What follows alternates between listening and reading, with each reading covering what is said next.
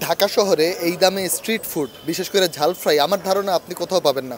মাত্র 50 টাকায় ঝাল ফ্রাই আর 60 টাকায় হচ্ছে বট।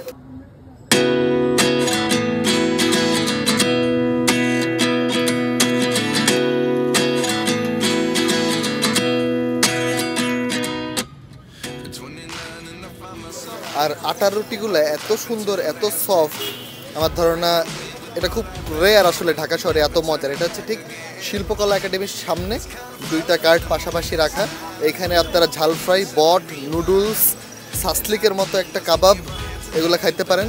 অত্যন্ত সাশ্রয়ী, অত্যন্ত কম দামে পাবেন এবং এখানকার খাবারের মানও আমার কাছে মনে হয়েছে বেশ ভালো। ঝাল ফ্রাইটা খানিকটা বেশি ঝাল, মামা বললেই নিচ্ছে যে ঝাল ফ্রাই যেহেতু নাম, ঝাল তো হবেই।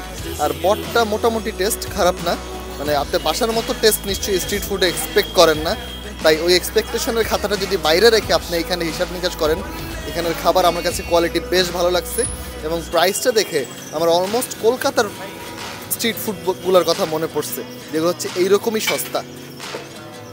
ঢাকা শহরে অনেকগুলো আড্ডার জায়গার মধ্যে শিল্পকলা কেন্দ্রিক একটা আড্ডা জমে ওঠে সেগুন বাগিচার এই রাস্তাটিতে।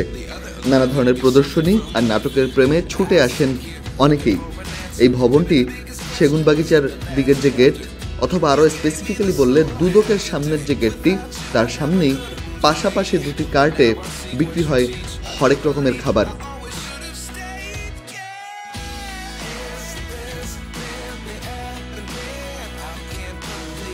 এই খাবারের দোকানগুলোর প্রধান আকর্ষণ হচ্ছে এই বট, আটার রুটি আর ঝাল ফ্রাই।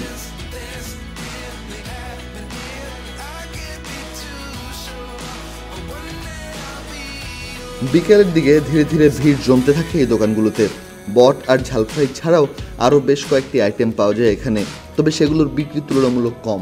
যেমন নুডলস পাওয়া যায়, শর্মা পাওয়া যায় এবং চিকেনের একটি কাবাব পাওয়া যায়, যা কাঠির মধ্যে চিকেন ঢুকিয়ে তৈরি করা হয়, অনেকটা সাসলিকের মতো দেখতে। এই আইটেমটির দাম 40 টাকা। বাকি সব আইটেমই মোটামুটি 40 থেকে 60 টাকার মধ্যে পাওয়া যায়। আর আটা রুটির দাম হচ্ছে 10 টাকা। এমন সাশ্রয়ী স্ট্রিট ফুড খেতে কে না ভালোবাসে।